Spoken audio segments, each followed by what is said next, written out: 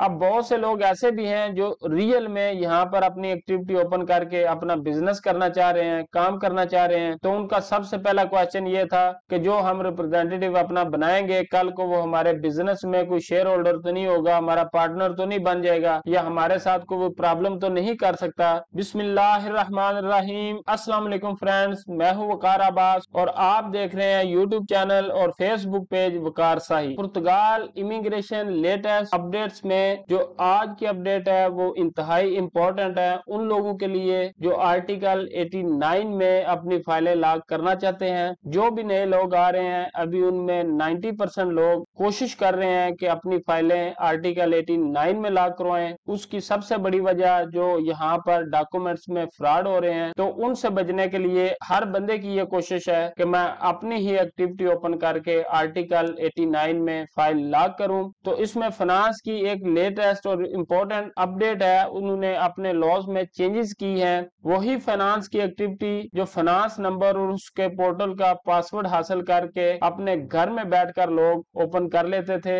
वही एक्टिविटी अभी लोगों को ओपन करने में बहुत ज्यादा दुश्वारी का सामना करना पड़ रहा है। तो आज की वीडियो में हम तफसील से आर्टिकल 89 और जो फाइनेंस में एक्टिविटी ओपन करनी है उसका क्या तरीकाकार है, इसके ऊपर बात करेंगे। तो वीडियो को लास्ट तक जरूर देखिएगा। अगर वीडियो पसंद आए तो इसको लाइक, शेयर और कमेंट भी किया करें। जिन दोस्तों ने अभी तक मेरे यूट्यूब चैनल और फेसबुक पेज को सब्सक्राइब और फॉलो नहीं किया वो कर लें, ताकि इसी तरह की इंफॉर्मेटिव वीडियो आपको आसानी से मिलती रहे। वीडियो स्टार्ट करते हैं और सबसे पहले बात करते हैं आर्टिकल 89 की। तो आर्टिकल 89 पुर्तगाल में इमिग्रेशन का एक आर्टिकल है जिसके जरिए आप एज ए इंडिपेंडेंट वर्कर या फ्रीलांसर सेल्फ इमिग्रेशन के सापा पोर्टल में लॉगिन करते हैं, अपलोड करते हैं। तो उसके लिए जो सबसे इम्पोर्टेंट डॉक्यूमेंट है वो है फाइनेंस की एक्टिविटी, जो कि फाइनेंस में ओपन होती है। उसका पहले जो तरीकाकार था वो तो ये था कि फाइनेंस नंबर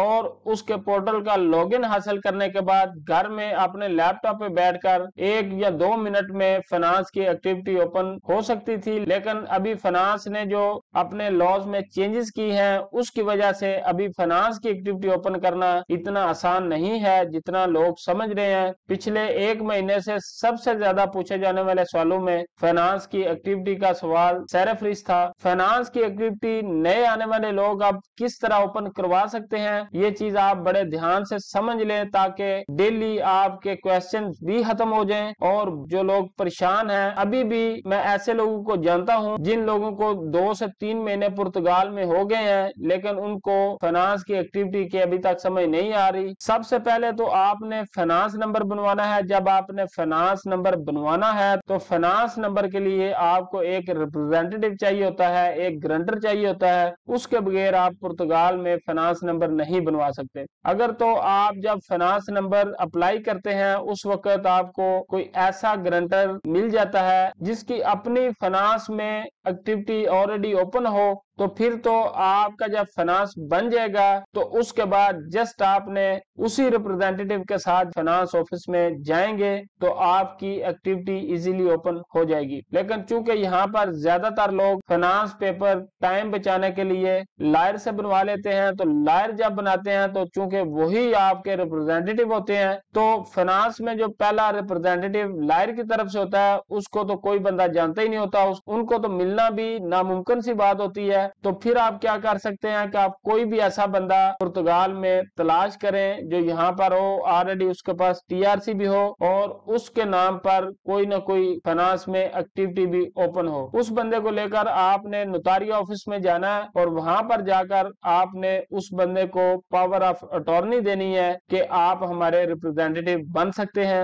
जब आप वहां से पावर ऑफ अटॉर्नी लिखवा लेंगे, 20 या 30 यूरो इसके चार्ज करते हैं नोटारी ऑफिस वाले, वो पावर ऑफ अटॉर्नी लेकर आपने दोबारा फाइनेंस ऑफिस में जाना है, लेकिन आपका रिप्रेजेंटेटिव भी आपके साथ होना चाहिए। जब आप फाइनेंस ऑफिस में जाएंगे तो फाइनेंस ऑफिस में एक्टिविटी वो आपके ये डॉक्यूमेंट्स देकर ओपन कर देंगे। अब बहुत से लोग ऐसे भी हैं जो रियल में यहाँ पर अपनी एक्टिविटी ओपन करके अपना बिजनेस करना चाह रहे हैं, काम करना चाह रहे हैं। तो उनका सबसे पहला क्वेश्चन ये था कि जो हम रिप्रेजेंटेटिव अपना बनाएंगे, कल को वो हमारे बिजनेस में कोई शेयर होल्डर तो नहीं होगा, हमारा पार्टनर तो नहीं बन जाएगा, जाएगा या हमारे साथ कोई प्रॉब्लम तो नहीं कर सकता। तो उनके लिए ये आंसर है कि जो आपका रिप्रेजेंटेटिव है आपसे ज्यादा उसको मसला है, जब तक वो आपका रिप्रेजेंटेटिव पुर्तगाल में रहेगा, आप कोई भी काम पुर्तगाल में गलत करते हैं तो सबसे पहले पुर्तगाल की गवर्नमेंट आपके रिप्रेजेंटेटिव को पकड़ेगी, उसके बाद वो आपसे बात करेंगे। तो आपका रिप्रेजेंटेटिव आपका यहाँ पर रिस्पॉन्सिबल होता है। कोई भी मसला आप करेंगे,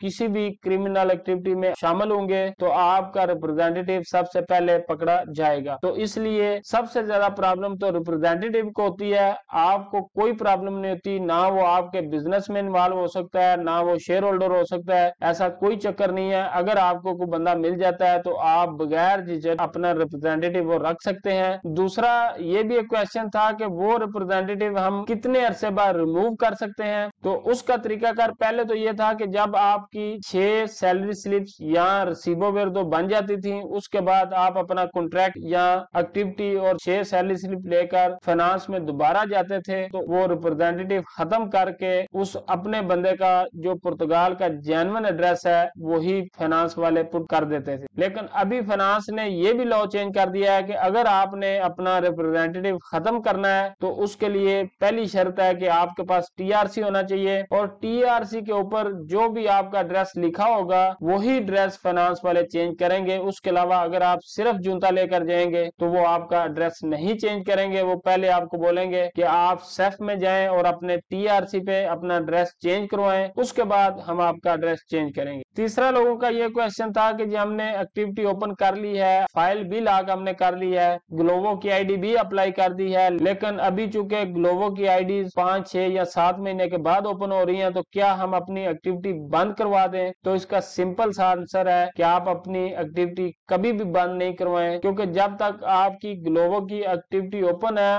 और आप काम नहीं कर रहे तो आप उसके जो 3 महीने के रिटर्न्स है वो 0 फिल करवा सकते हैं। जस्ट आपने 20-30 यूरो अकाउंटेंट को देने हैं, वो आपके 0 रिटर्न्स फिल कर देगा। तो आप अपनी एक्टिविटी बंद नहीं करवाएं, क्योंकि ग्लोबो जब आईडी ओपन करती है तो मेरे ख्याल में वो आपकी फाइनेंस से ये वेरिफिकेशन करवाती हो। चौथा क्वेश्चन ये था जी के चूंकि हमें फेक डॉक्यूमेंट्स का इशू था तो हमने फाइल तो अपनी आर्टिकल 89 में लॉक कर ली है, लेकिन अभी हम आर्टिकल 88 में कोई भी कॉन्ट्रैक्ट लगाकर किसी भी कंपनी में जॉब करना चाहते हैं, तो क्या हमारी फाइल पे कल को कोई इशू होगा? तो आपकी फाइल पे कोई इशू नहीं होगा। आप अपनी एक्टिविटी का काम कंटिन्यू करें, या आपको कहीं जॉब मिल जाती है तो कॉन्ट्रैक्ट लगवा लें, इसमें कोई प्रॉब्लम नहीं है। पुर्तगाल की गवर्नमेंट या सिर्फ आपका टैक्स देखती है, आपका काम देखती है। अगर आपने जेन्युइनली काम किया है, जेन्युइनली आप पुर्तगाल में रहे हैं, यहाँ के जो सिस्टम्स हैं, लॉज हैं, रूल रेगुलेशंस हैं, उनको प्रॉपरली